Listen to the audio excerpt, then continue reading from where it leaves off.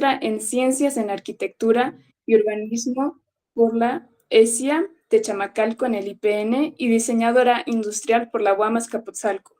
Con 5 años, del 2003 al 2018, de experiencia en diseño mobiliario para retail, cofundadora de Estudio Queen del 2018 al 2020, estudio de multidisciplinario de diseño, arte y tecnología, cofundadora de Urbanas, México, del 2020 al 2022, colectivo de urbanismo con perspectiva de género, aparte consultora en género para el programa de transversalización de género para PAIMS en LATAM del 2023 al 2024, con ProMujer y Lefield Consulting. Desde 2022, docente e investigadora en la UAM Azcapotzalco en la carrera de diseño industrial, abordando los temas de diseño, género y urbanismo. Le cedemos la palabra, maestra.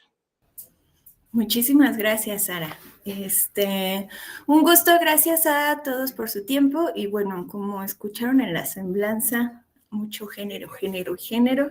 Y justo de eso va la presentación del día de hoy. Entonces, con permiso, voy a compartir pantalla para que podamos dar inicio. Okay. De acuerdo.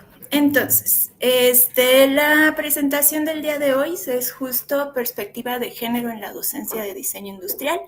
Y específicamente les quiero mostrar el caso de la experiencia que he tenido dentro de diseño de productos 4.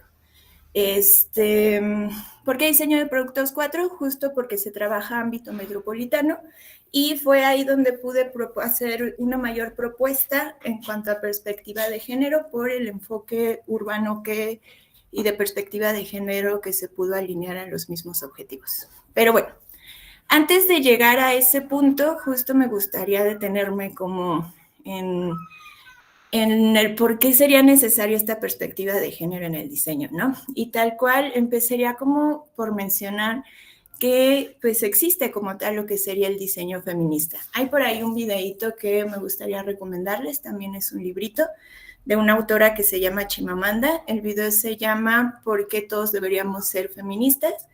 Y justo lo que propone Chimamanda, que se me hace bien interesante, tiene alrededor de 15 años el video, es justo esta parte sale la famosa pregunta, ¿no? De por qué ni feminismo ni machismo, mejor díganle humanismo, etcétera. Y lo que menciona Chimamanda es justo del por qué tiene que, el nombre debe de mencionar el problema para poder decir una propuesta como tal.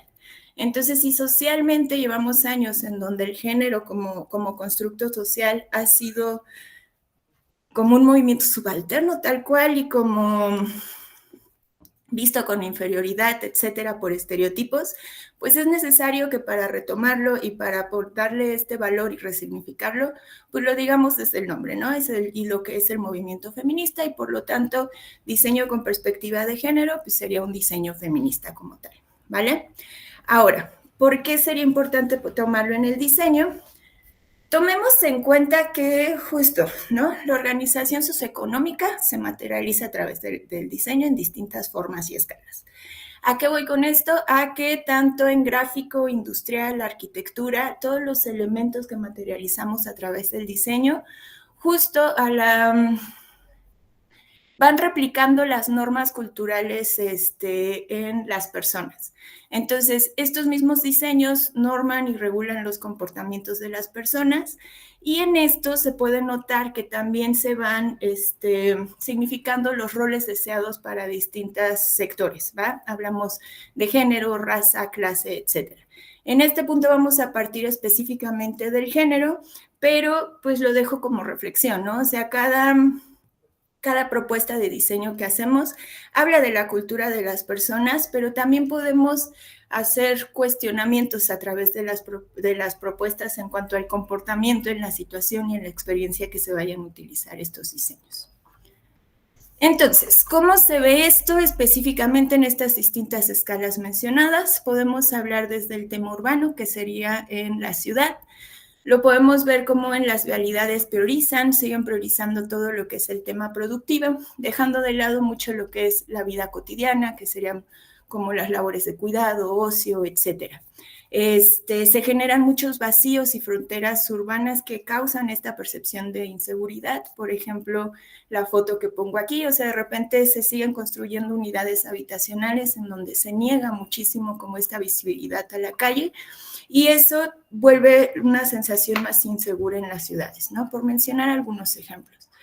Y bueno, también desde políticas públicas colocamos entre comillas esta parte de moradas, que justo es como la imagen que coloco también, que siguen replicando estos estereotipos. ¿A qué voy? Por ejemplo, ahí podemos ver la imagen en el piso de esta calle de Sendero Morado, que también hemos visto por la ciudad, pero si lo vemos desde lo gráfico, o sea, sigue mencionando como la idea de la mamá y la hija, como poniendo los roles bien establecidos de quién es quien se encarga de los cuidados. Lo vemos en un espacio en donde se coloca Profesora iluminación. Citlali, se ve su presentación, pero en la pantalla inicial. Ah, ¿no cambió? Ay, gracias por avisarme. Sí, de nada. Creo que... Permítanme un momento. Y yo hable y hable y hable y hable.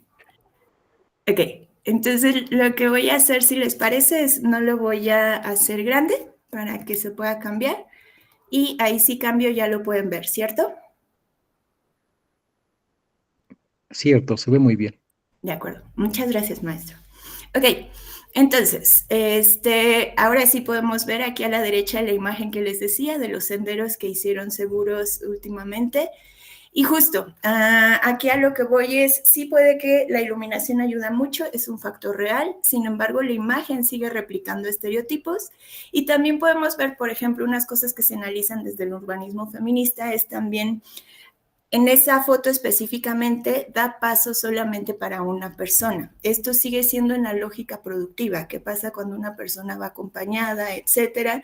O sea, incluso la normativa en cuanto distribución y pasillos es cuestionable en este punto. Se habla desde la perspectiva de género, que es alrededor de 1,50 m a 1,80 m de ancho, lo que es necesario para que una persona cuidadora pueda hacer tránsito con sus acompañantes, mascotas, etcétera. Pero bueno, esto por tomar un ejemplo en lo que es la ciudad, ¿no? Vamos como ejemplo sobre espacios en general, tomando en cuenta más el tema arquitectónico. El caso de los baños, es bastante comentado el caso de los baños, ¿no? O sea, el hecho de que en los baños sigamos viendo más filas de mujeres, o sea, habla de esta parte de que tenemos que buscar la igualdad de oportunidad de las personas, ¿no? Y también, aquí se los dejo también como... Es algo como por analizar y discutir para antes de poder generar una propuesta de diseño como tal, pero justo se menciona mucho de el por qué las mujeres se tardan más. Aquí el cuestionamiento sería el por qué nos tardamos más, o sea, y va también muy de la mano con esta parte de los cuidados, ¿no? O sea, la realidad es que para cumplir la necesidad de orinar, etcétera, es el mismo tiempo. Sin embargo, traemos mucho más cosas por las distintas actividades que hacemos por los estereotipos y estas no se ven dentro de la planeación de diseño de los sanitarios. Un ejemplo que podría dar es el uso de la copa menstrual, por ejemplo. Si atiendes a un baño público, pues no hay posibilidad de que puedas hacer ese cambio, o bueno, lo hay, pero la verdad sí sería como de mujeres valientes a la hora de que muchos de los actos serían visibles, ¿vale? Y bueno, otro ejemplo que coloco aquí es el de, aquí hablamos ya también de hecho actividades de cuidado, que serían los juegos en los parques. El mismo espacio nos está normando y nos está diciendo cómo se tienen que comportar tanto las infancias como las personas cuidadoras. Aquí lo que quiero que noten en esta imagen es cómo no hay espacio para las personas cuidadoras como tal. De repente llegamos a ver bancas en algunos parques, etcétera, pero de hecho están hacia la hipervigilancia, hacia los juegos. ¿Qué sucede con todos los deseos, placeres, inquietudes de las otras personas? Pues que el mismo diseño lo que están diciendo es que están dedicadas hacia un factor en específico. Aquí el diseño podría ser una labor de delegar cuidados, etcétera, bastante clara, ¿vale? Ok. Otro ejemplo aquí que coloco, hablando de diseño industrial y objetos en específicos, es el que podemos ver en la medicina obstetra, por ejemplo. En la parte de arriba vemos la imagen de una camilla de parto, la clásica que se utiliza en los hospitales. Y bueno, es sabido este ejemplo que el diseño fue priorizando la comodidad del médico, porque de hecho es la postura más dolorosa para las mujeres para parir de forma natural, ¿no? Versus lo que colocamos aquí en la parte de abajo es un cuarto de parto humanizado. O sea, solamente viendo la imagen, veamos que se está poniendo en prioridad a la persona que va a pasar por el proceso de dolor, por el proceso de parto, sin dejar de lado las necesidades médicas. Un poquito estas dos imágenes explican muchísimo lo que es trabajar con perspectiva de género. El chiste es tomar en cuenta a todas las personas y actores involucradas, que va mucho de la mano con otras metodologías. ¿Cuál es aquí el cambio? Justo no dejar de lado, por incómodo que sean, las diferencias que tenemos en estereotipos de género en la sociedad.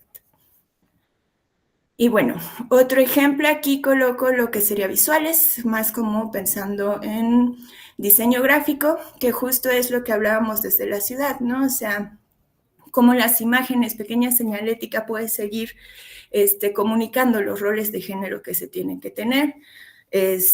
Campañas en mercadotecnia, por ejemplo, esta fue muy sonada, ya tiene tiempo también, como unos 10, 15 años, el de Tecate, ¿no? Que viene buffet y viene la objetivización de las mujeres. Y este ejemplo me interesa mostrarles porque es de hecho bien interesante y también porque muestra muy bien el campo de oportunidad que tenemos como diseñadores.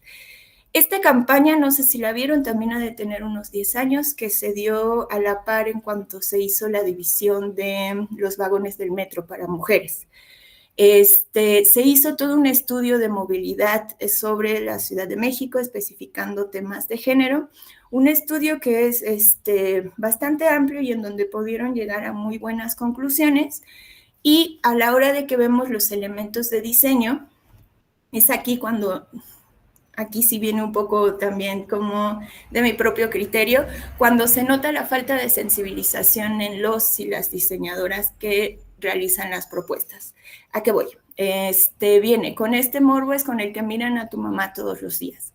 ¿Qué es lo que notamos aquí? Cómo se replica el estereotipo de tu mamá, tu hermana. O sea, no se empieza a ver como a un nivel de personas, sino se sigue viendo esta parte de posesión. Y otra parte que les puedo mostrar en esta imagen es normalmente, o sea, muchas de las chicas o chicos que por aquí nos escuchan, si han tenido situaciones de acoso, no siempre se ven así en las calles, se ven de hecho como personas comunes y corrientes. Entonces solo replican estereotipos que, a diferencia de ayudar como a nombrar ciertas violencias, lo que pueden hacer es continuar replicándolas. Entonces es bien necesario que como diseñadores y diseñadoras tengamos una buena sensibilización sobre el tema. Ahora bien, tomando estos ejemplos en cuenta, es por eso que ya ahora sí me dedico a explicarles cómo se ha llevado esto hacia la metodología WAM, en cuanto a mi experiencia, incorporando la perspectiva de género en la materia de diseño de productos 4.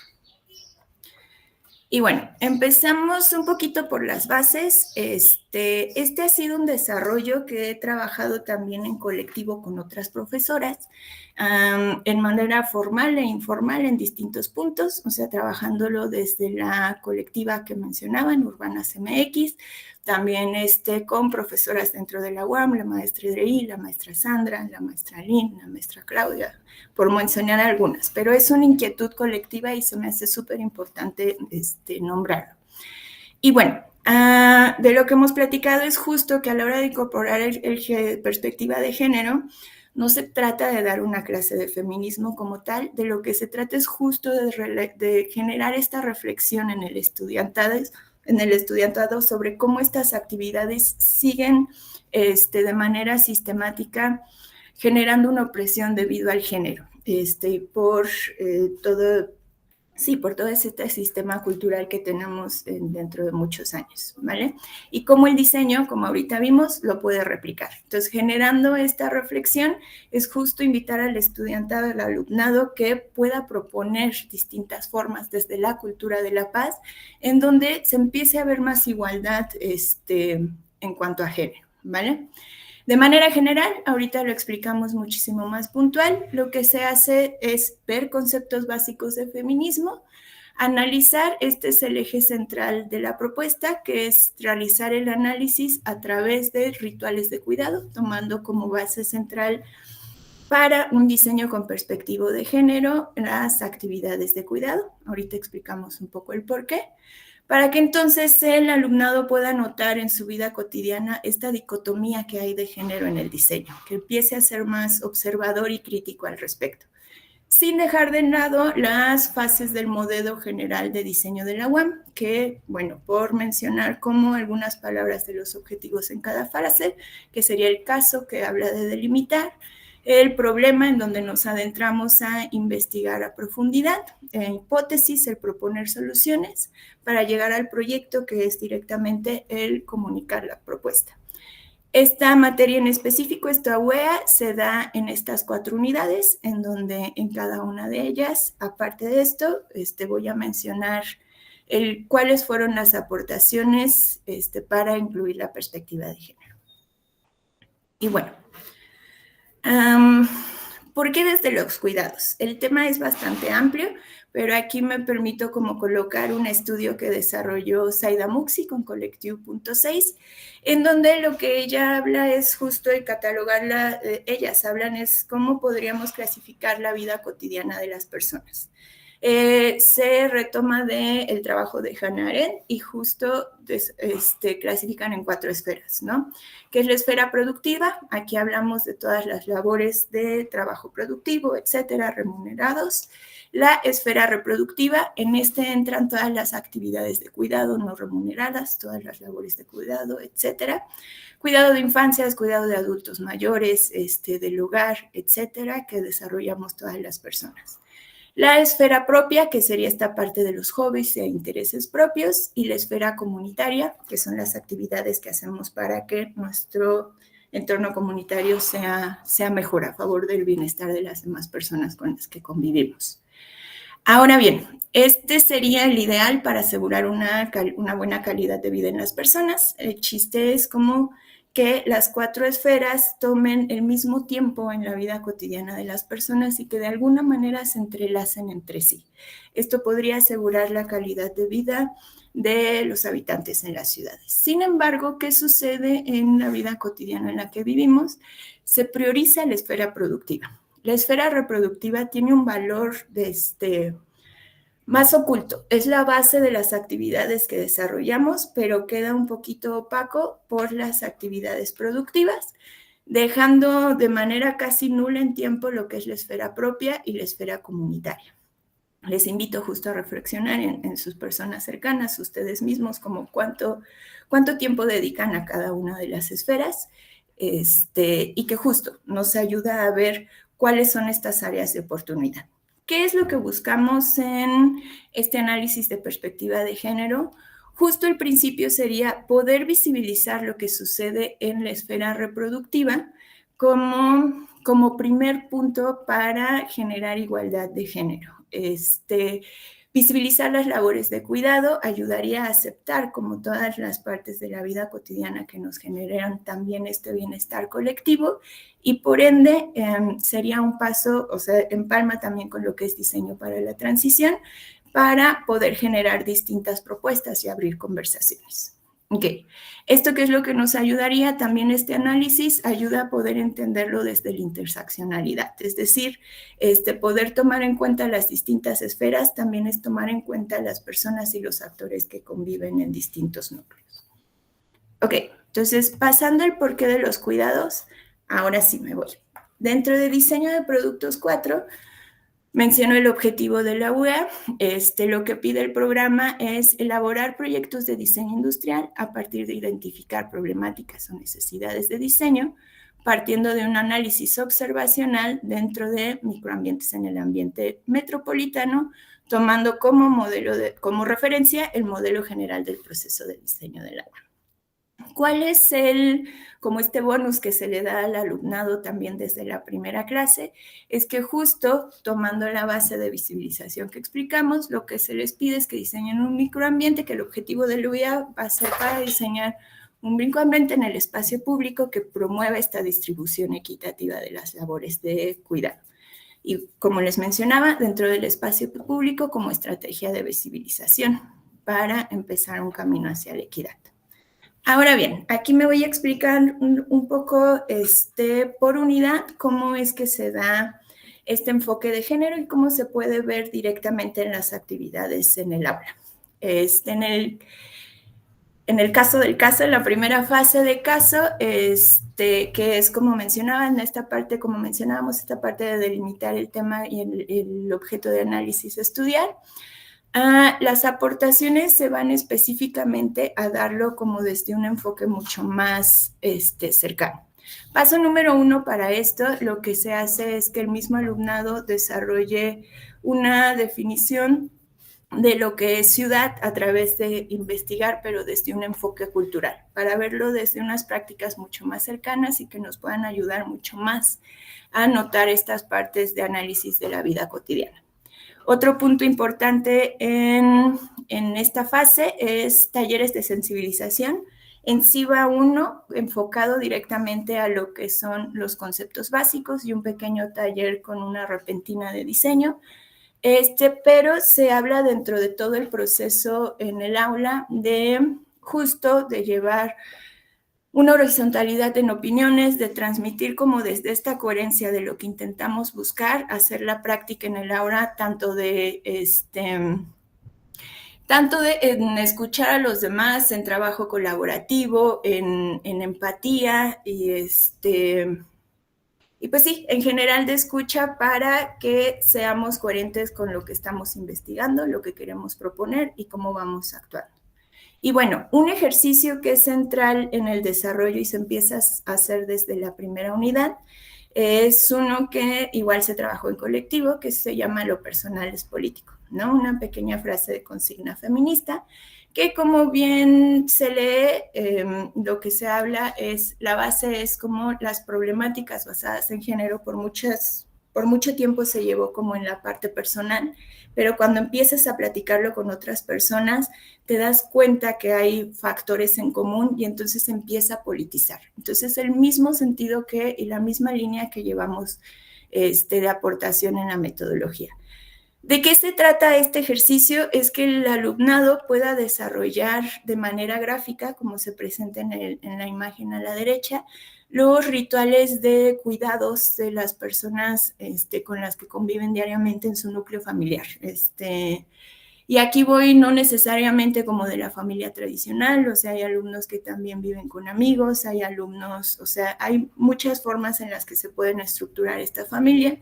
Sin embargo, de lo que se trata es justo detectar quién lleva a cabo como la mayor parte de labores de cuidado para que lo puedan esquematizar a través de distintas formas en cuanto a tiempo, en cuanto a cómo utilizan la ciudad, etcétera, para que a partir de ahí y compartiendo la información con sus equipos de trabajo puedan encontrar factores en común.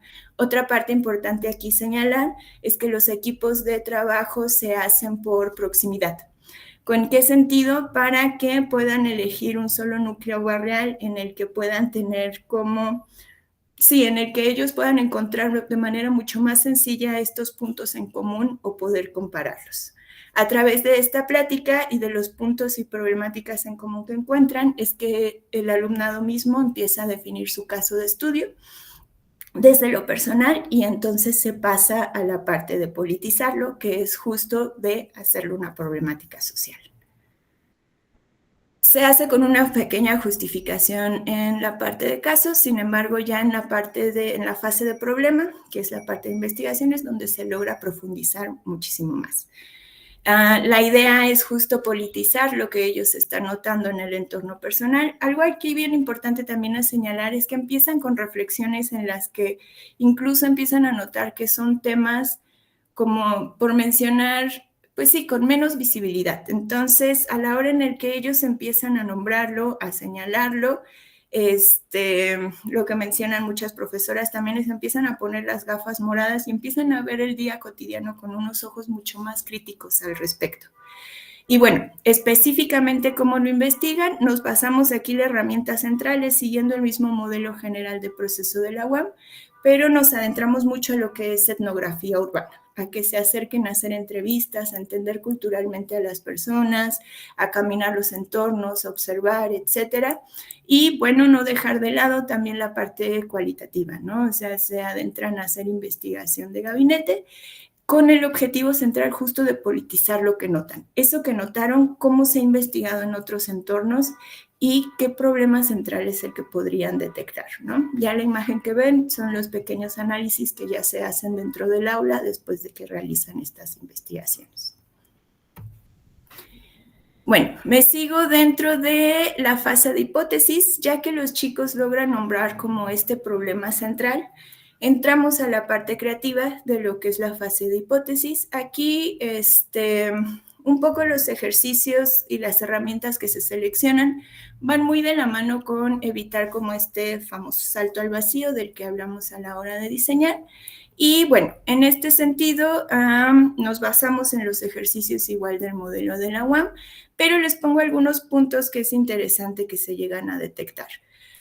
Por ejemplo, cuando hacen, o sea, al investigar los alumnos como este tipo de problemáticas, se dan cuenta de que van hacia una propuesta que va hacia romper como estos esquemas normativos. Entonces, deben de entender muy bien la cultura y los símbolos de las personas para las que diseñan, para poder hacerlo nuevamente como las bases de diseño para la transición desde un punto que comunique, sin imponer, sin hacer un choque cultural, sino más bien que dialogue entre los habitantes hacia una vida como con mayor igualdad de género.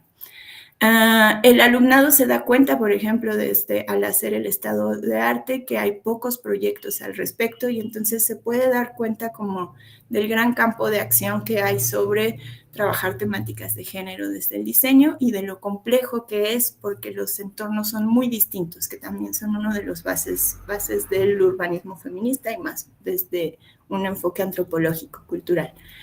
Y bueno, desde este punto el alumnado se entiende entonces como intérprete, más allá de que llegar a imponer ideas, y es mucho el trabajo de ego del diseñador, es bastante interesante, pero se lleva de una forma muy orgánica, ya teniendo claro el sustento, trabajan desde una horizontalidad y empiezan a proponer, se vuelven también como propuestas bastante creativas.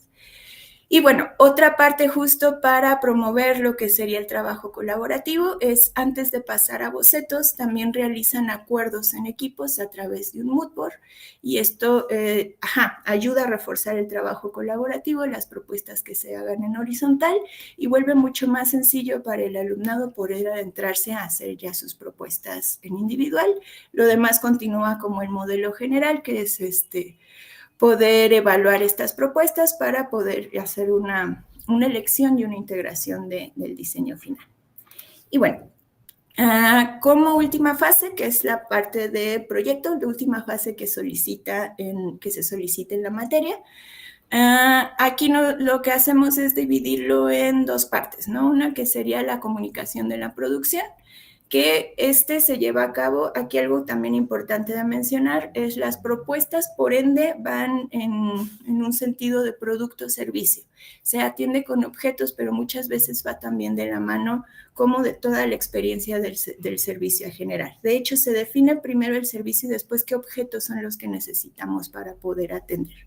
Por lo tanto, se hacen los planos o se desarrolla un manual de ejecución en donde el alumnado aclara qué es lo que se necesita de pie a pa para que su propuesta pueda ser llevada a cabo. Y bueno, se motiva siempre a hacer iteraciones, que es siempre desde la parte empática poder seguir trabajando su propuesta para continuar con esta horizontalidad. Y se hace también, se les solicita también que puedan hacer como una comunicación más breve, que sería una comunicación de venta, la cual la llevan a cabo en Exposiet. Aquí la herramienta que se utiliza, igual porque coincide con las bases como de llevarlo lo personal a volverlo a politizarlo, socializarlo, etcétera, que es la herramienta de storytelling. Entonces, con un taller de storytelling se les explican las mismas bases y ayuda muchísimo esta herramienta porque entonces pueden hacer el recorrido de lo que han desarrollado dentro de todo su trimestre y ven que es mucho más sencillo poder hacer esta comunicación desde historias individuales para generar un impacto hacia el exterior, hacia lo metropolitano, hacia lo social.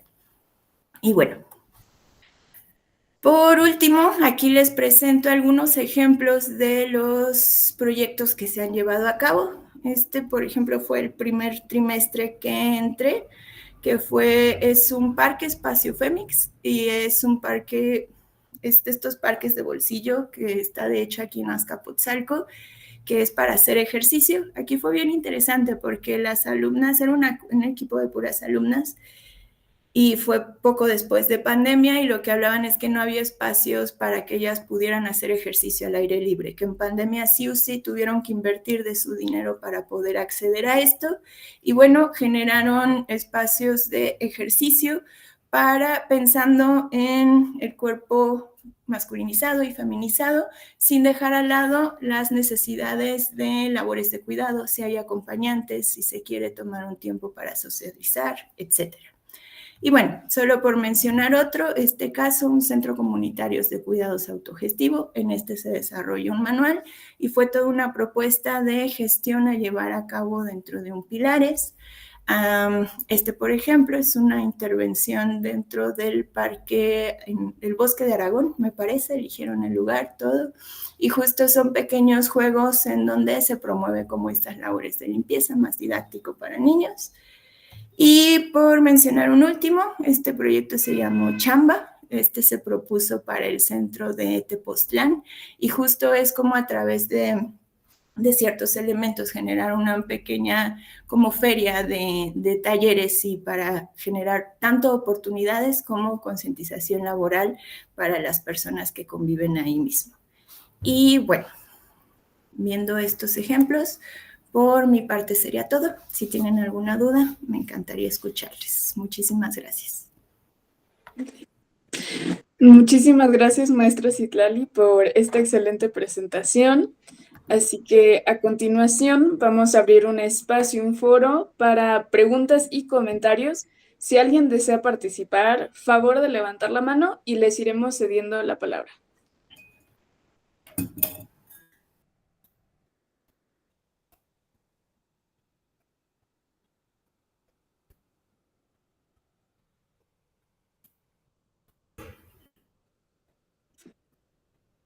Profesor, profesor Camacho.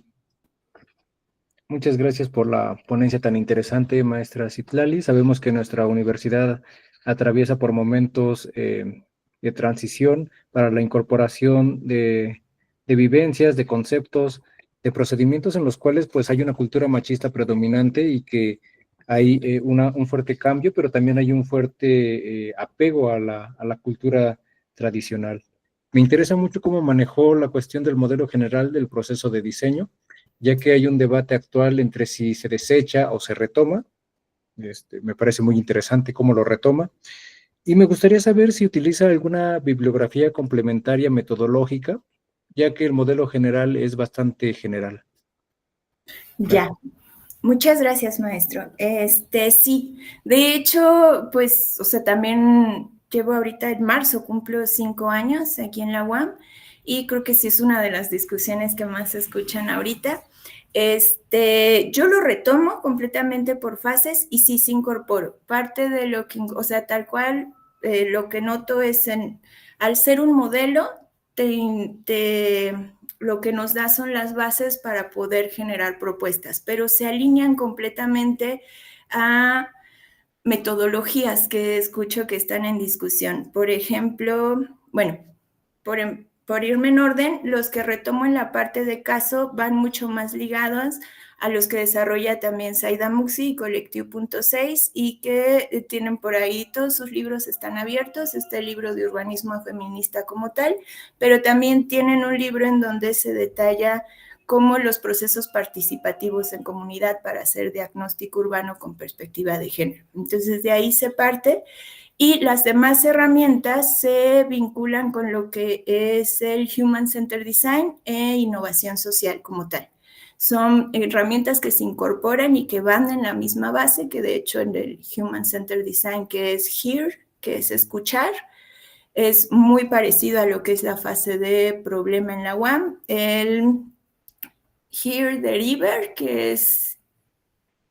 No, Hear, Create and Deliver, perdón. El Create va completamente de la mano con lo que es la fase de hipótesis, que es la parte creativa, y el Deliver con lo que es lo de proyecto.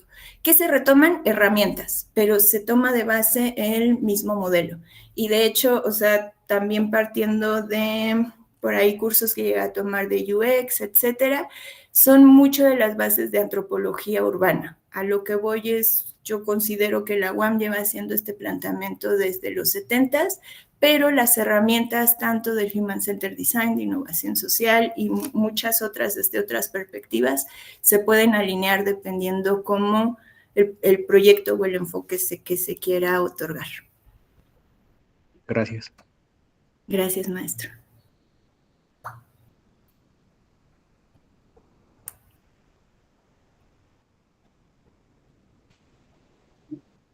Le cedemos la palabra a Sandra Reyes.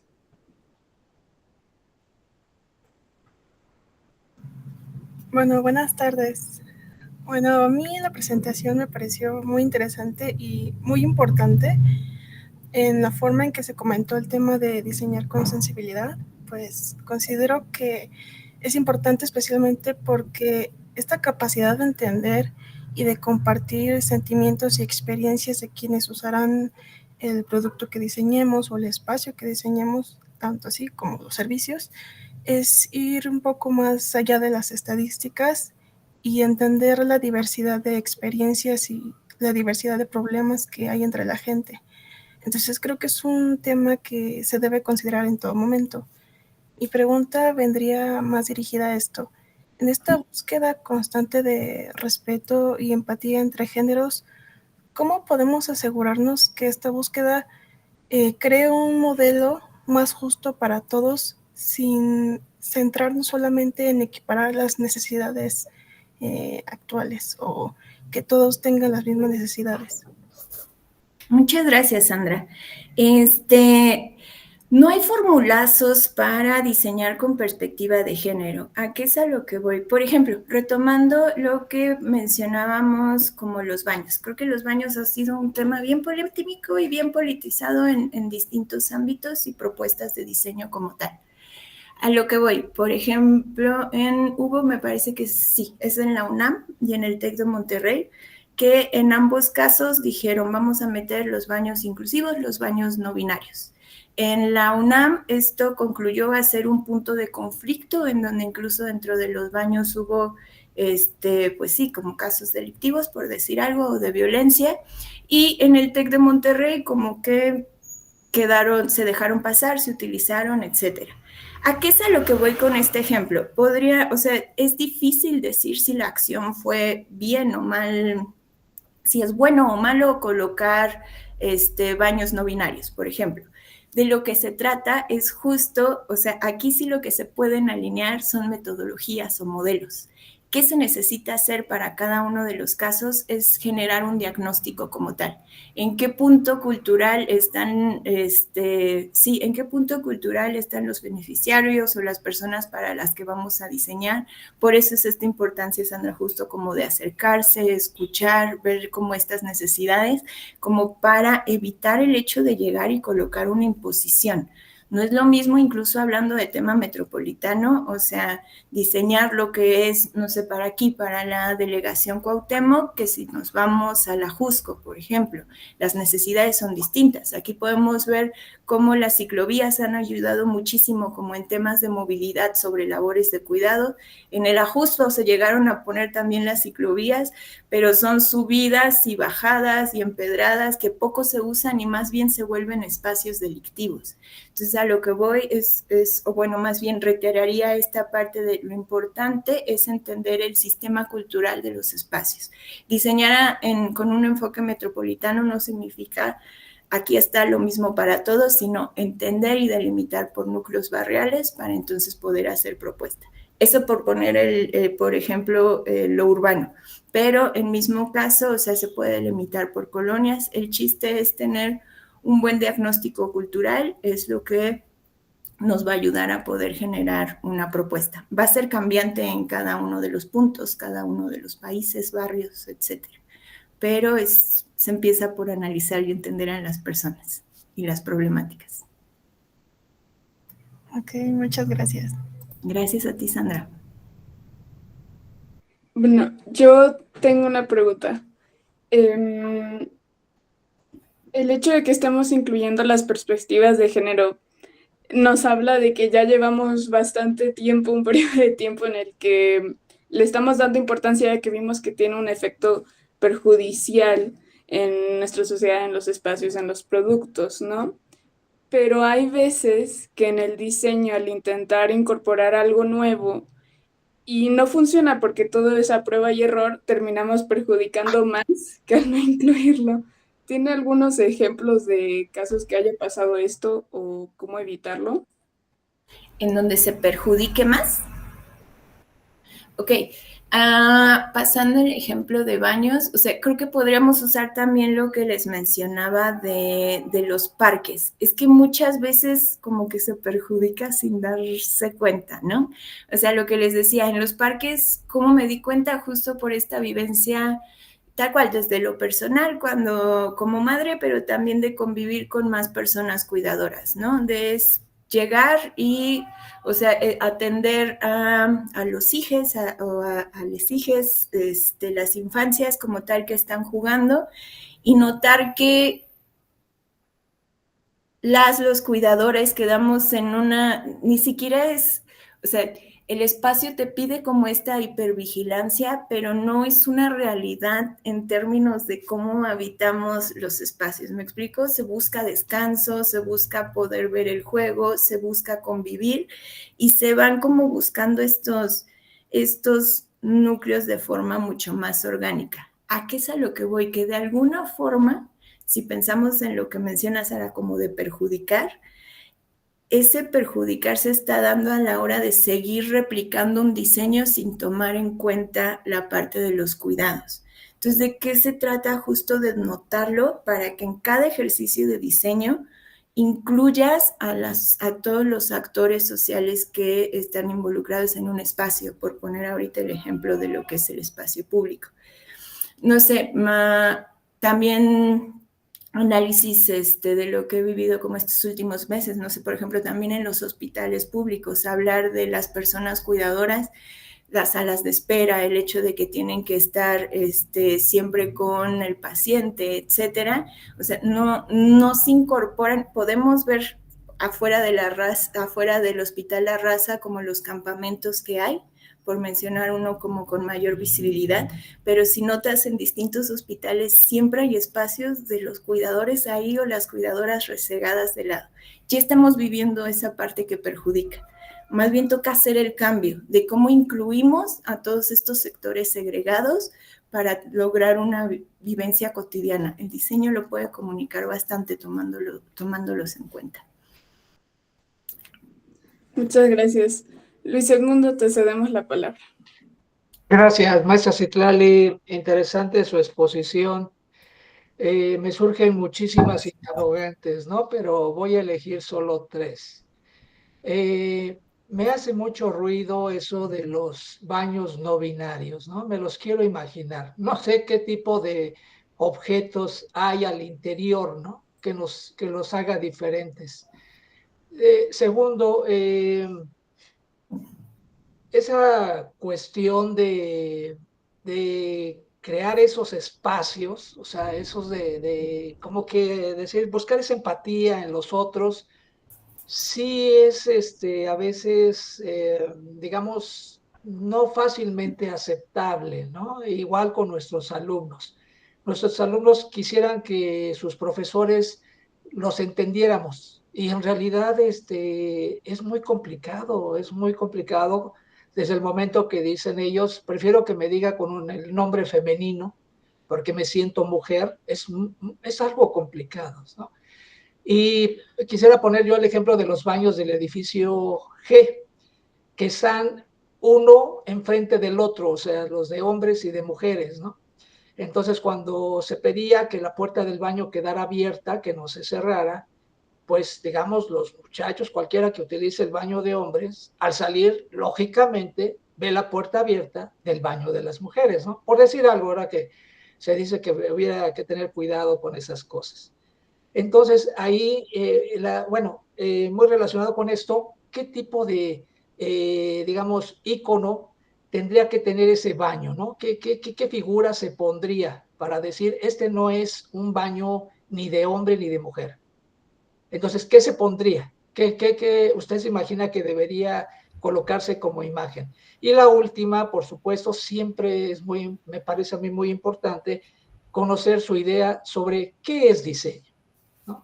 No los objetos diseñados, sino qué es diseño para usted, maestra Citlali. Eso es todo. Y felicidades por su presentación. Gracias.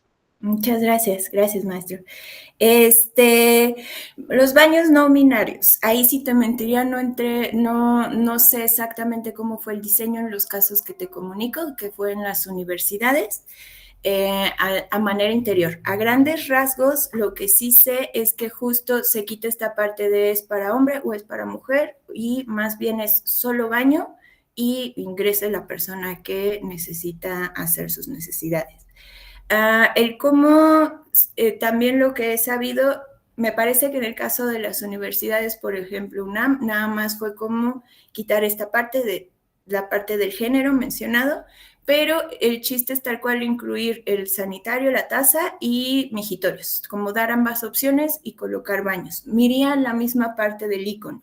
Hablaría mucho dentro de cada entorno, pero por ejemplo no se utilizaron los únicos de la faldita y el pantalón porque es como el replicar el estereotipo como tal, pero sí como la parte del baño, incluso colocar baño, WC, o sea, el chiste aquí en la selección de ideas es como el cómo elegir es elegir algo que no replique los estereotipos, sino que mencione la necesidad. ¿Cuál es la necesidad? Utilizar el sanitario. Pues coloquemos el sanitario, coloquemos WC, depende en cómo se socialice más en el entorno a incorporar este tipo de baños. Y bueno, la parte de empatía que menciona, justo aquí es complicado. Y sí habla mucho como, o sea, que es lo que también se pide en el aula constantemente a los alumnos, que se trata como de saber escuchar y saber respetar, que una opinión no va más encima de otra. He tenido caso de alumna y de alumno trans y también es, pues, para mí es como, pues, con respeto y en general también en varios círculos, pues, si me están pidiendo de que, es como decir, me llamo Fernanda, me gusta que me digan Fer, pues te digo Fer. Si el otro nombre lo que va a hacer es cambiar el género y es como algo más ideológico, pues vamos mucho más allá de eso. Si la persona se va a sentir más cómoda por decir Fer, por poner algún ejemplo, pues creo que no nos quita nada decir el Fer en lugar de el nombre completo como tal. O sea, sí. Es como a nosotros, el maestro, maestra, ¿me explico? O sea, si no me lo dicen, pues no me afecta, si me lo ponen, pues ya me están dando como cierto grado. Y estoy segura que si ahorita mencionaran, no me digan maestra, díganme Citlali, lo podríamos hacer sin ningún problema entre los que estamos aquí. Entonces, pues si es algo que me están pidiendo por comodidad de la otra persona y no me afecta, creo que ese podría ser un buen criterio como para empezar la conversación.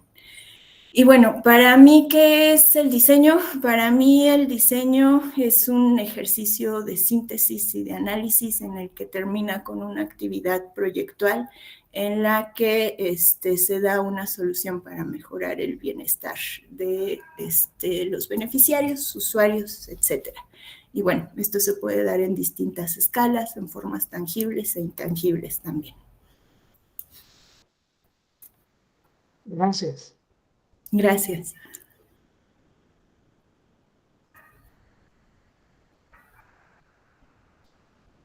¿Alguien más tiene alguna pregunta?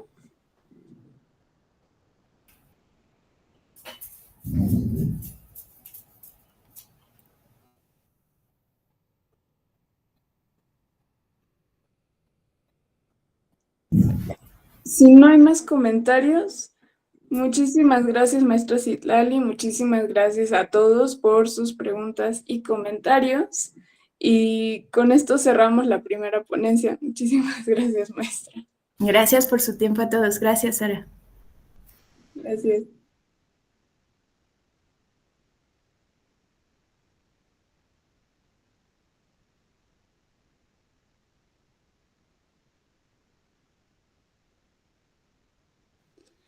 Así es como continuamos con el segundo ponente, que sería el Genaro Hernández Camacho. Bienvenido, profesor, que es arquitecto por la UAM Azcapotzalco, maestro en urbanismo por la UNAM y doctor en ciencias en arquitectura y urbanismo por el IPN. Es profesor asociado de carrera nivel D de tiempo completo en el Departamento de Investigación y Conocimiento para el Diseño, CIAD Azcapotzalco, jefe del área académica Hábitat y Diseño. Sus líneas de investigación incluyen transiciones productivas, transformaciones sociourbanas, financiarización del espacio, arquitectura comunitaria y arquitectura para la salud. Participa en el posgrado en maestría y doctoral en diseño y visualización de la información y en el posgrado de procesos culturales.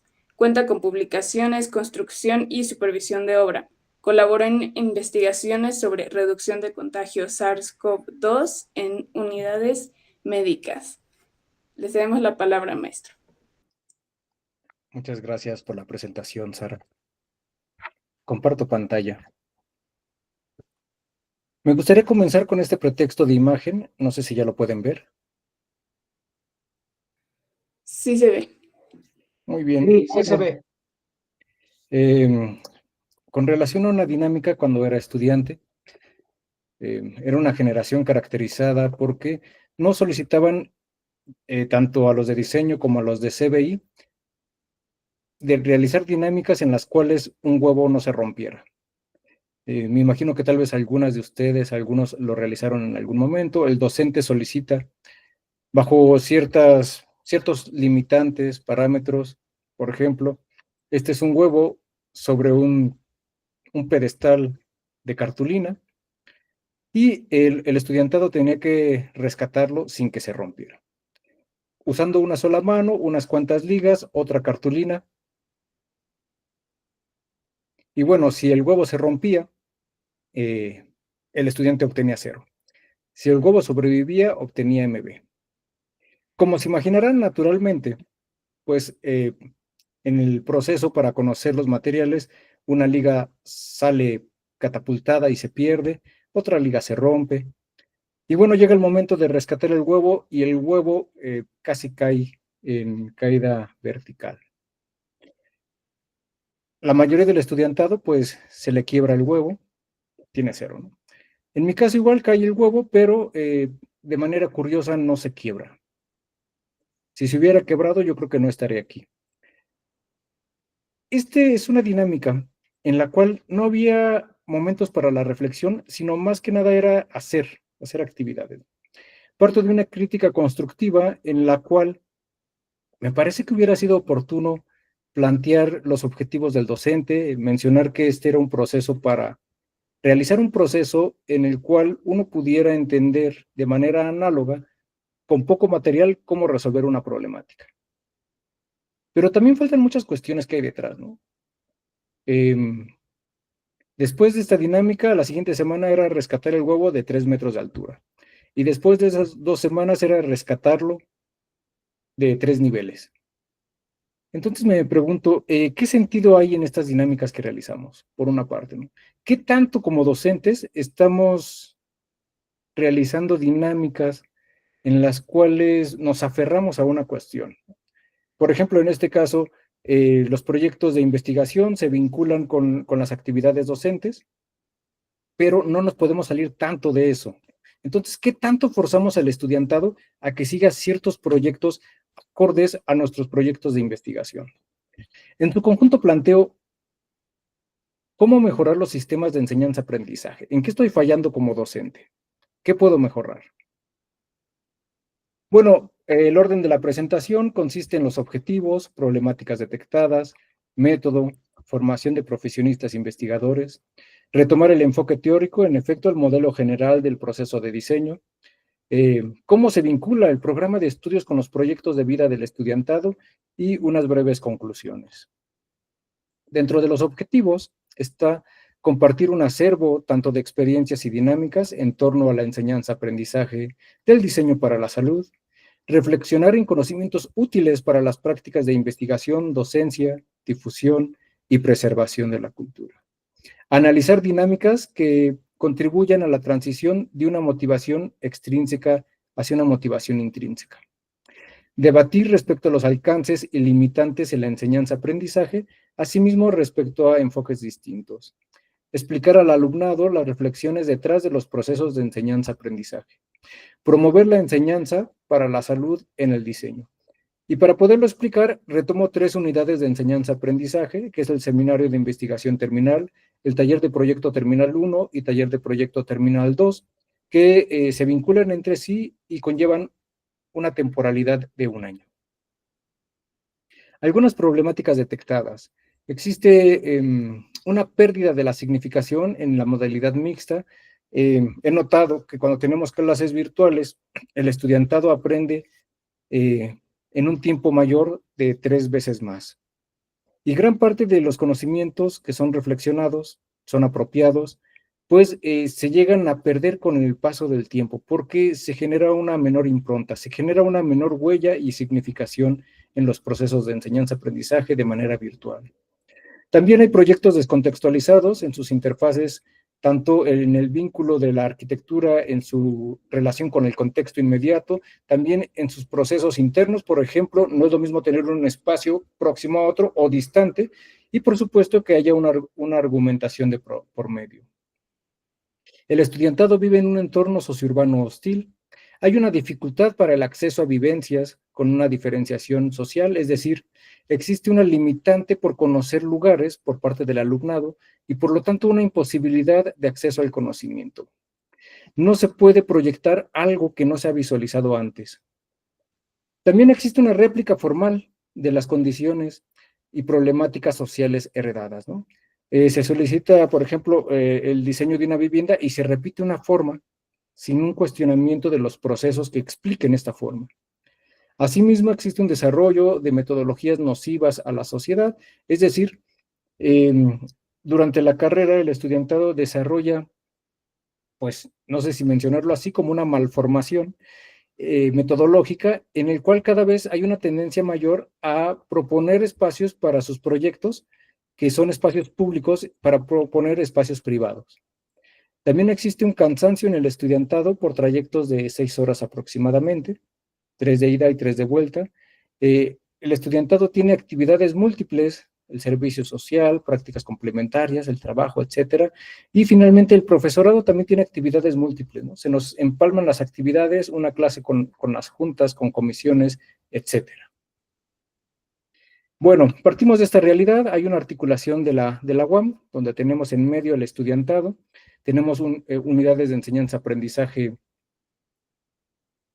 de la trayectoria ordinaria, optativas, servicio social vinculado con ONGs, con el gobierno, con instituciones públicas, prácticas profesionales. He podido notar que gran parte del estudiantado que lleva a cabo una disciplina o un deporte tienden a ser de excelencia. Son constantes en el deporte y cualquier cosa que hagan la hacen de una manera bastante fluida, ágil, reflexiva, ¿no? estaría excelente tratar de vincular y de también promover una salud preventiva en el estudiantado, ya que puedan ser íntegros y no se dediquen solamente a la cuestión de estudiar, sino pueden complementarse con otras actividades para fortalecer las actitudes cognitivas. Tenemos estancias estudiantiles que no se terminan de vincular al 100%. Por ejemplo, tenemos seminario, taller 1 y taller 2, y de repente llegan estancias estudiantiles en el taller 1, sin haber cursado seminario. Y eso conlleva problemáticas muy fuertes, ya que no da tiempo para hacer un proyecto a plenitud. Bueno, tenemos idiomas, coloquios, vínculos con comunidades. Y por supuesto, todo esto vinculado en la docencia, investigación, preservación y difusión de la cultura. Aquí tenemos lo que nos comentaba Citlali, modelo general del proceso de diseño, que parte de un caso de estudio vinculado a una problemática. Esto lo he retomado y lo complemento también con algunas otras metodologías más específicas, con bibliografía. Lo traigo al momento actual a partir de los programas nacionales estratégicos, los PRONACES, donde, bueno, dentro de los espacios para la salud en terminal, vemos lo que corresponde a un hospital de segundo nivel de atención. Por lo tanto, hay que ver trayectorias correspondientes a los agentes tóxicos y procesos contaminantes, los residuos peligrosos, biológico-infecciosos, los sistemas de captación de recursos, suboptimización, vinculado con la seguridad humana, la cultura, cómo se integra dentro de un sistema socioecológico que no sea ajeno a ello, considerar vistas, remates, dinámicas, que esté próximo a donde es necesario. Por supuesto, también se consideran los espacios de educación. Como ustedes saben, en los espacios para la salud se requiere de auditorios, de aulas, donde están también los residentes dentro de los consultorios incluso, ¿no? Y todo esto está pensado para un modelo para la autodeterminación nacional, complementarlo también con la medicina preventiva, la soberanía alimentaria, la energía y cambio climático, considerar que pues nuestra ciudad requiere cada vez de mayor espacios para la recreación, de equipamiento, y esto puede ir mejorando las condiciones de vida.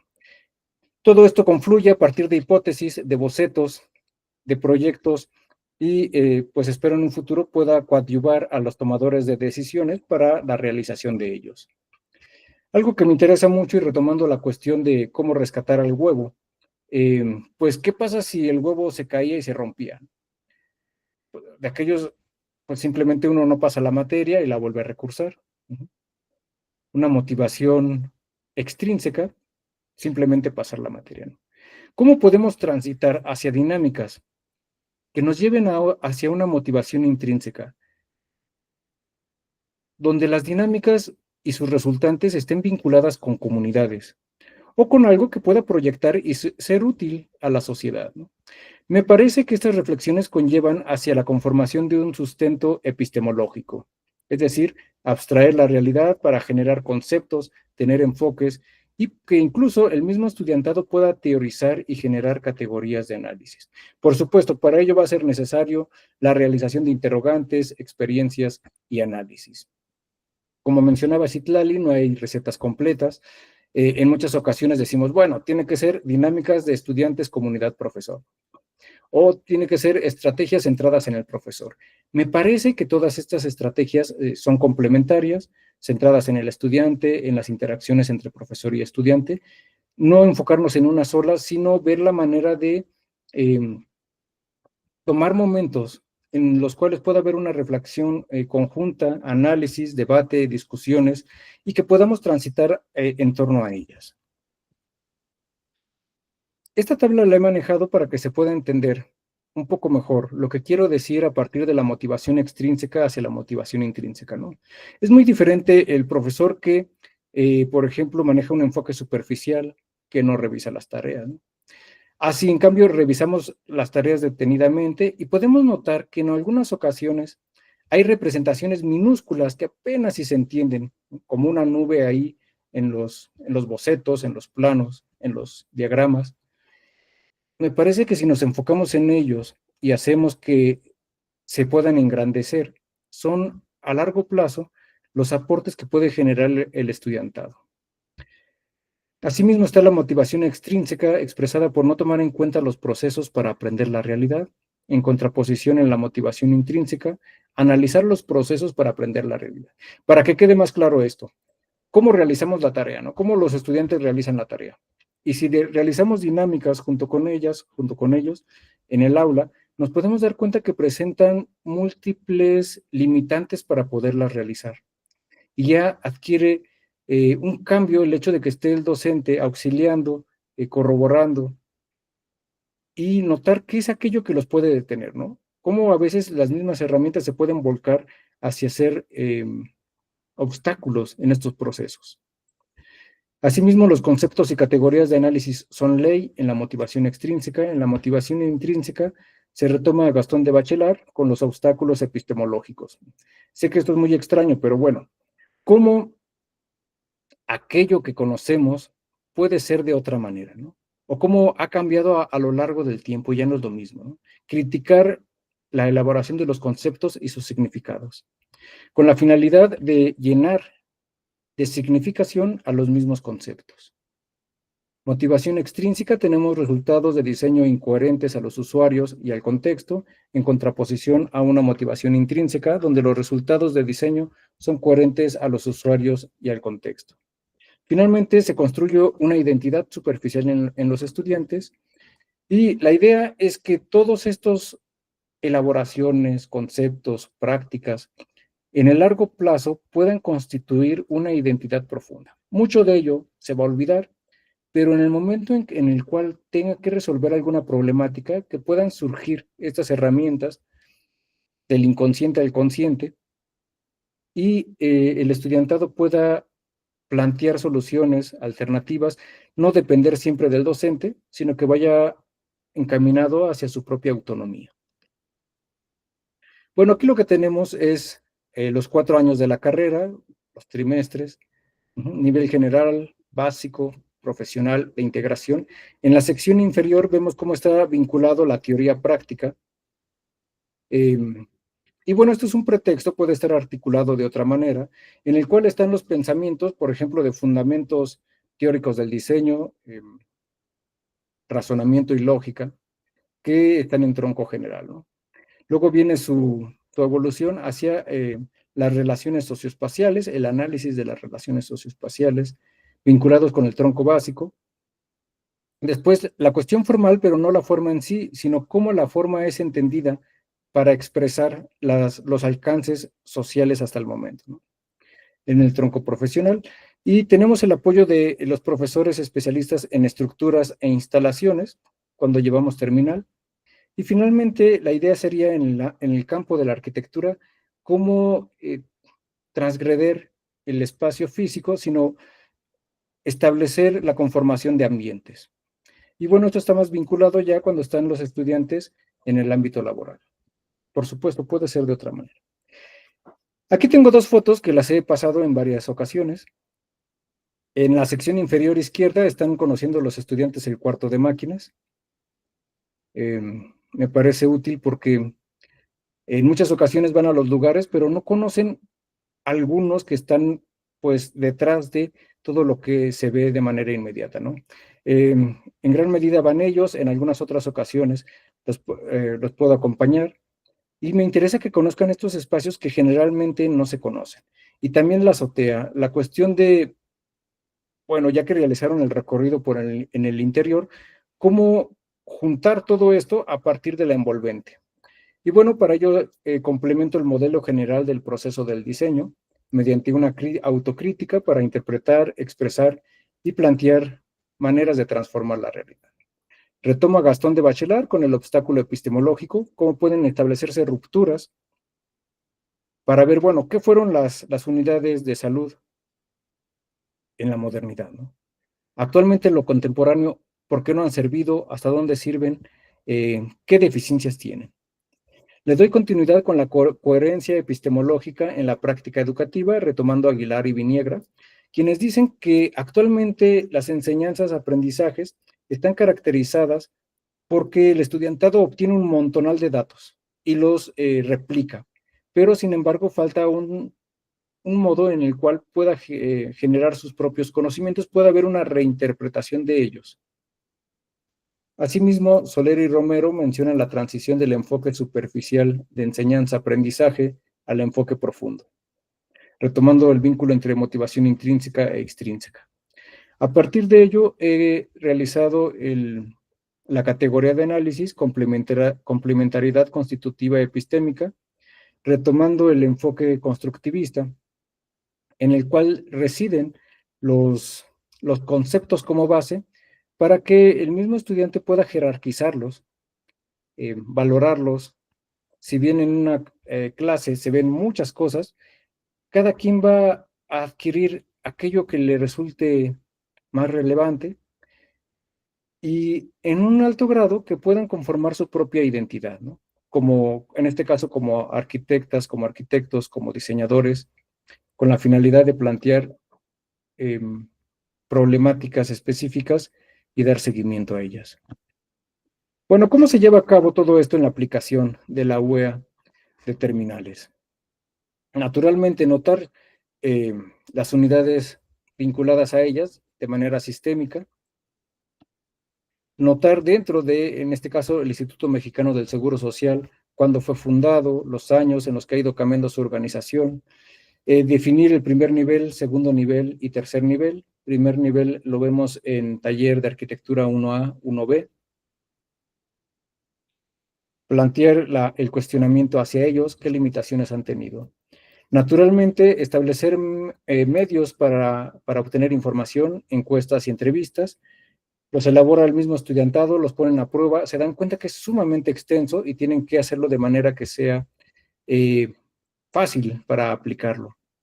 Asimismo, aproximarnos con especialistas, quienes nos dicen, bueno, estas preguntas ya fueron resueltas, se encuentra con este acervo, ya son obvias, quitamos eso. Y finalmente llevarlo a la dirección de las unidades, quienes nos dicen, bueno, tenemos algunas cuestiones políticas, no se pueden realizar preguntas abiertas, pero sí se pueden realizar encuestas, ¿no? O dependiendo de los casos. Este es un ejemplo, vienen los datos generales, condiciones de planeación espacial, confort, mantenimiento, etcétera. Se han realizado varios medios y en varias temporalidades. A partir de ello podemos obtener una base de datos y de la base de datos distintas representaciones, ¿no? ¿Qué es lo que vemos aquí? La expresión de horarios distintos, como una misma arquitectura puede tener procesos y dinámicas acorde a las horas del día que van a ser diferenciadas. Asimismo, retomando a Cantú 2025, quien nos dice que la arquitectura actual se está volviendo en una antiarquitectura, ¿no? ¿Qué dirán? ¿Cómo es eso? Por ejemplo, tenemos personal que chocó con muros, puertas o ventanas. ¿Qué expresa esto? Pues hacinamiento, ¿no? Personal que se tropieza dentro de las unidades de salud por los desniveles. Y en su conjunto, bueno, si vemos la sumatoria de todo esto, podemos plantear la anticiudad, realmente cómo la arquitectura se está volcando sobre sí y qué alternativas podemos plantear ante ello.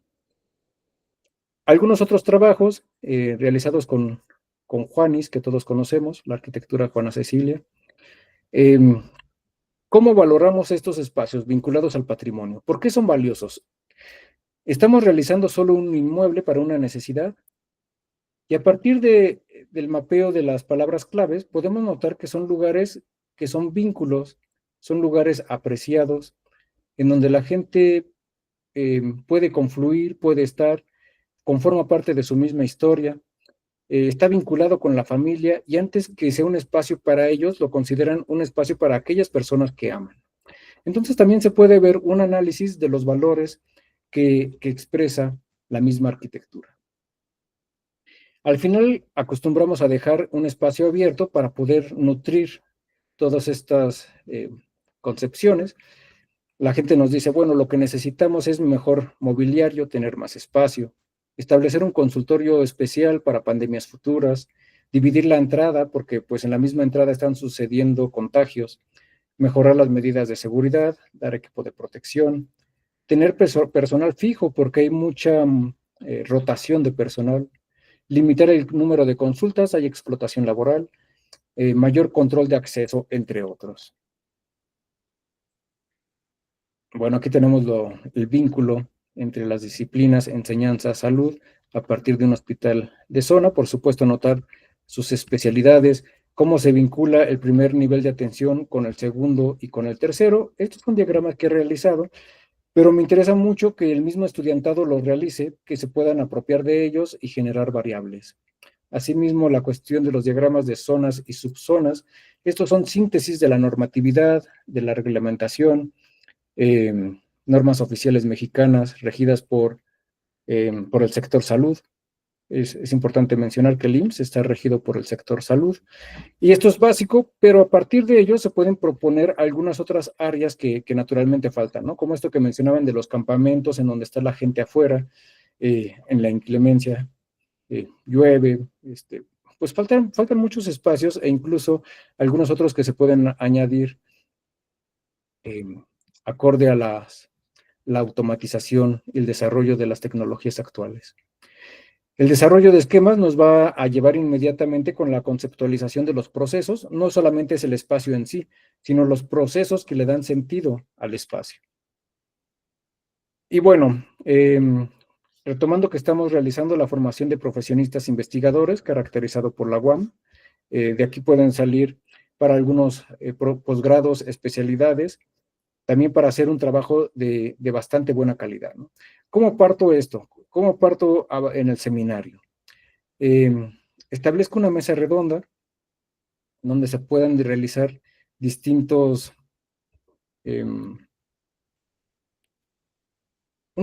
cuestionamientos a partir de cuáles son las deficiencias que presenta la arquitectura contemporánea, ¿no? Naturalmente, trabajar en equipos, en la vida profesional siempre se trabaja en equipos, y ya con todo un acervo desarrollado, en el cual se puede vincular tanto la bibliografía actual, es decir, actualizar el estado del arte, cómo se han planteado algunas alternativas, metodologías, respuestas, y dentro de ellas cómo vienen retrocesos y avances, pues ya llegar a la visita de los casos análogos. Cada caso análogo correspondiente a un contexto determinado, con múltiples problemáticas, semejanzas entre ellos, pero también diferencias. Esto ayuda mucho para que haya un conocimiento directo con las problemáticas, muy diferente contar esto a cuando van los estudiantes y ven pues problemáticas sumamente puntuales en un equipamiento desmantelado.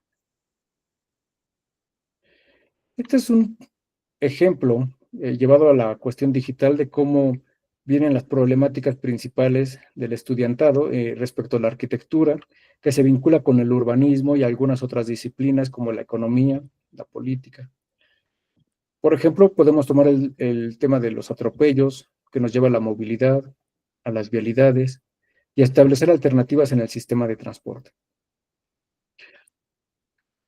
O podría ser que viene un análisis de la mala ubicación, que tiene que ver con la ventilación, la orientación del inmueble, con temas de salud y vinculado a la pobreza. Si bien tenemos planteamientos de preguntas iniciales, estos nos pueden llevar a preguntas secundarias hacia adelante o hacia atrás, es decir, si buscamos en múltiples ocasiones, podemos vincularlo con cuestiones de desigualdad social, pobreza, que me interesa retomar, ya que en muchas ocasiones estos temas se olvidan, como si el ir a la universidad sería olvidar el problema de la pobreza, ¿no? Cuando es parte de lo que nos da sentido a la misma institución. Y bueno, tenemos aquí algunas dinámicas otras. Los estudiantes que me ven saben que realizamos esto de las tipologías. ¿Cómo podemos sintetizar los avances históricos, sociales, en este caso de 5 siglos, y que puedan ser explicados de manera dinámica? Asimismo, dar continuidad a partir de estas formas, sus interacciones, los procesos internos, por ejemplo, en el extremo derecho, la tipología radial intersectada. Aquí vemos al estudiantado en las dinámicas, ¿no? Pueden entender cómo cada una de estas formas obedeció de 1450 a 1960, qué pros y contras hubo en cada morfología y lo que llegamos a los momentos actuales. Naturalmente, que el Instituto Mexicano del Seguro Social utiliza su propia normatividad, sus propias dinámicas, además plantear selecciones del lugar, por ejemplo, el mapeo de los niveles de pobreza, desarrollo social. En el extremo de la derecha podemos notar las ubicaciones de las unidades de salud, y esto coadyuva para que podamos visualizarlo a partir de distintos análisis. Por ejemplo, aquí se puede ver cómo está centrado las ubicaciones y hay una dispersión en la periferia, ¿no? Entre muchas otras que nos ayudan a partir de estas gráficas. Finalmente tenemos el programa de estudios, y lo cual me interesa mucho porque no es una mera receta a cumplir, sino más que nada encierra en él los procesos para adquirir conocimiento, ¿no? Y vincula la investigación, la docencia, la preservación y difusión de la cultura, ¿no? En el ámbito de la arquitectura y del estudiantado, vinculado con los andamiajes teórico-prácticos, ¿no? Es cómo ellos pueden convivir y compartir sus intereses y proyectos de vida y cómo estos confluyen con el programa de estudios. Estos son ejemplos de algunos síntesis de representaciones de la información de manera inicial, los análisis de sitio. Vienen otros más, como otros 10, aquí solamente coloqué lo inicial. Viene una síntesis de los análisis urbanos, análisis de estructuras, de suelo, de vientos, zonificación, consultas en los municipios o en las alcaldías, dependiendo del lugar, o en zonas rurales. El tema es demasiado amplio, no voy a mencionar todo eso a profundidad, pero sí se lleva a cabo todo un proceso arduo vinculado con la cuestión urbana. Y bueno, llega el momento de la presentación de trabajos finales, donde el sustento epistemológico es lo que nos lleva hacia un pensar hacer. Me interesa mucho la argumentación que hay detrás de las expresiones que realiza el estudiantado, ya sea las presentaciones en el auditorio, la defensa ante un jurado, hacia sus propios familiares en la exposición, ¿no? Y bueno, todo esto está con un apoyo del modelo general del proceso de diseño. Existen diversas variantes que he visto a partir de profesorado que lo reinterpreta, que lo lleva a través de diversas escalas. Por lo tanto, la formación y capacitación de profesionistas investigadores requiere de la teoría, la historia y la práctica en los talleres de diseño, en donde el programa de estudios vincula las actividades sustantivas institucionales. Finalmente, bueno, se retomaron distintos autores para definir los ejes proyectuales a los sujetos capaces de constituir su propia historia. La importancia de los procesos de enseñanza-aprendizaje reside en la motivación intrínseca, con la finalidad de recuperar el sentido de la arquitectura, donde los conocimientos adquiridos por el estudiantado manifiesten la síntesis de capacidades de la carrera para resolver problemáticas al poseer elementos que componen su identidad, lo que he denominado complementariedad constitutiva epistémica. Espero que en un futuro haya estudiantes que, bueno, se acuerden de estas clases y planteen algunas maneras en las cuales se pueden mejorar y lleguen a ser parte del profesorado.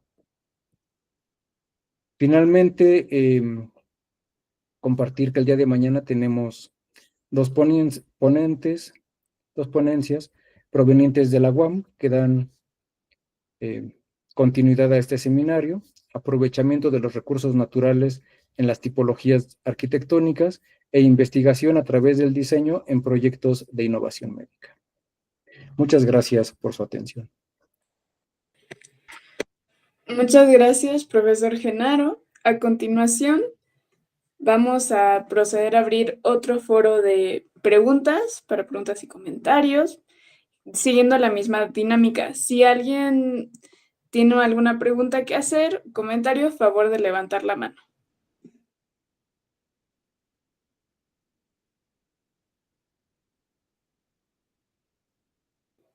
Adelante, Sandra.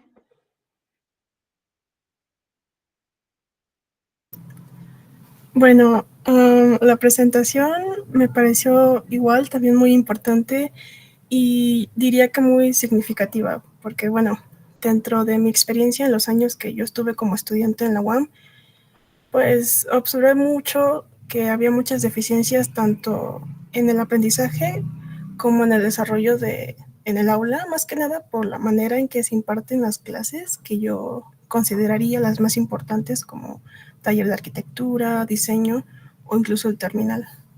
y también por el poco interés que a veces se tienen en algunas propuestas, nosotros como estudiantes o los que fuimos estudiantes. Y personalmente creo que las veces en las que más disfruté o en las que más me pareció importante el diseño fue en ocasiones en donde yo sentí ese compromiso de diseñar o de crear una solución ante una necesidad que alguna vez fue familiar. Entonces mi pregunta sería, dentro de su experiencia como docente en la UAM, ¿consideraría que el diseño dentro de la UAM se ve cuando hay un compromiso personal y una crítica personal?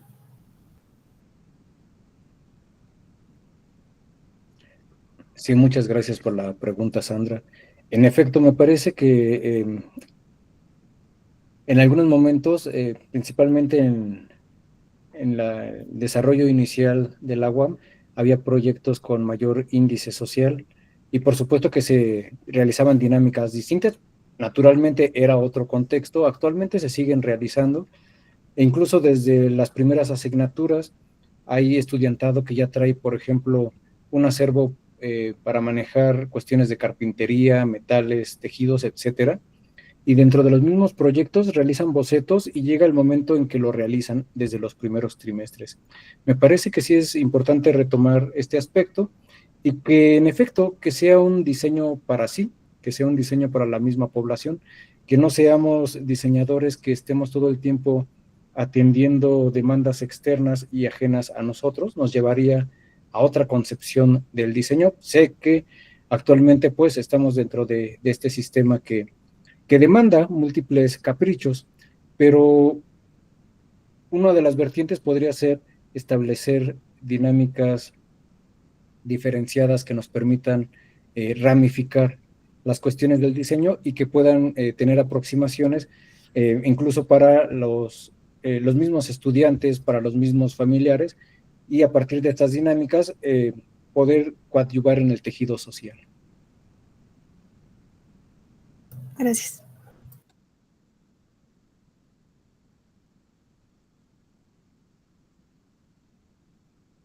No, yo tenía un comentario, ya que mencionaba la antiarquitectura y la anticiudad, recordé lo mucho que siempre se habla de cómo tenemos estos tropiezos, estas inconveniencias en nuestro día a día, desde el transporte, las circulaciones confusas, y que se llega al punto de, en estos tiempos, parece como si la arquitectura y la anticidad realmente se está volviendo la arquitectura porque es lo que más vemos, aunque la realidad de las cosas es que de seguro hay muchos lugares que están bien planteados, pero por lo mismo que están bien planteados, no se reconocen tanto porque se da por sentado, porque funcionan bastante bien. Eso es parte de un buen diseño. Y acá me di cuenta cómo se liga bastante a los métodos de enseñanza que se usan que usan los docentes, porque si a un diseño le falta, ay, pues, síntesis, unidad, es porque la misma persona, la misma identidad del diseñador le falta cohesión igual. Y esto es por la falta de profundización que va a lo que usted mencionó de autocrítica, que se tiene que hacer una autocrítica para poder transformar la realidad de la mejor manera, ¿no? Entonces, sí, la importancia de la docencia como método de enseñanza en diseño afecta qué tanto te importa como diseñador a largo plazo lo que haces para los demás. Muchas gracias por la pregunta, Sara. En efecto, me parece que tenemos una multiplicidad de variables. Por una parte, tenemos los intereses políticos, los intereses personales, intereses de conjunto, conocimientos. Me parece que entre más conocimiento tiene la gente, se puede aproximar más a la cuestión social, es decir, notar cómo si se mejora al conjunto social, se mejora la vida de todos, ¿no? En el fondo existe naturalmente, pues, emociones como el egoísmo y algunas otras cuestiones que dominan a los seres humanos, que están vinculadas con la cuestión del mal uso de los conocimientos. Para poderlo asentar en la cuestión urbana, por ejemplo, tenemos Santa Fe. En Santa Fe desde hace años hay edificios que tienen espacios en renta sin usar y prefieren que queden así porque les generan plusvalías. Está ese inmueble metido con las acciones de valor a nivel global y les generan réditos sin que el espacio se utilice, ¿no? Como el espacio se vuelve un objeto de inversión y pierde el sentido para albergar a los seres humanos dentro, ¿no? Gracias.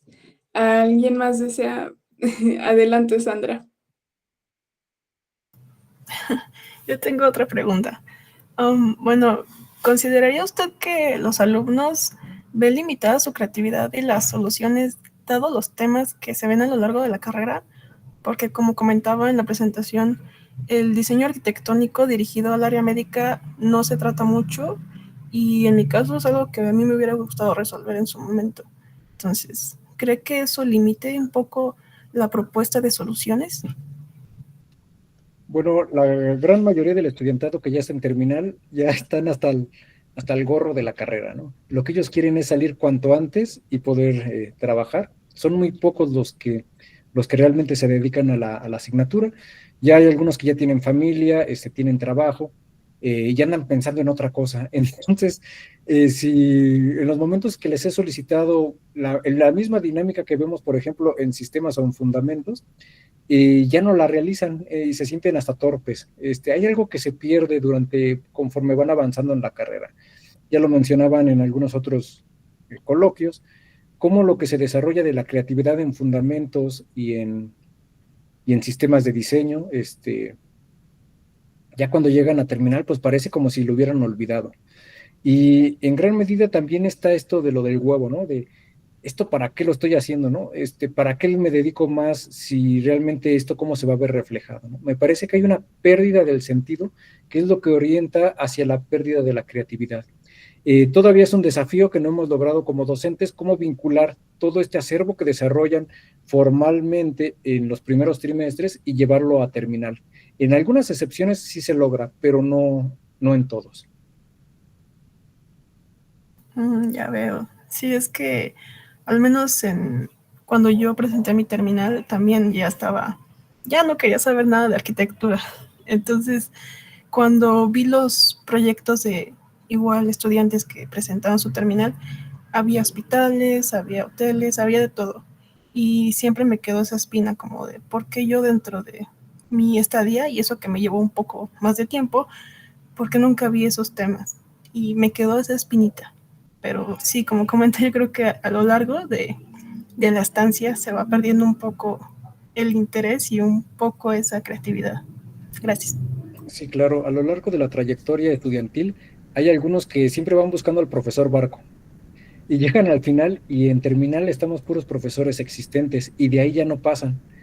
Entonces, bueno, vayan tratando de mediar y fíjense con qué profesores se inscriben, qué temas están viendo, porque me parece que dentro de la UAM pueden tomar una carrera o pueden desarrollar otra. Se encuentra una multiplicidad bien opuesta del profesorado.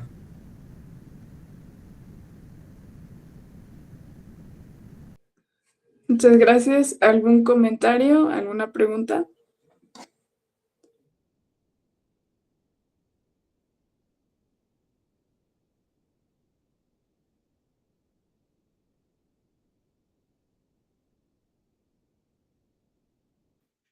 Bueno, si no tenemos más preguntas o comentarios, este seminario se da por concluido, esta tercera sesión del seminario Hábitat y Diseño 2025. Muchísimas gracias a nuestros ponentes y a todos ustedes por estar aquí. Muy bonita tarde.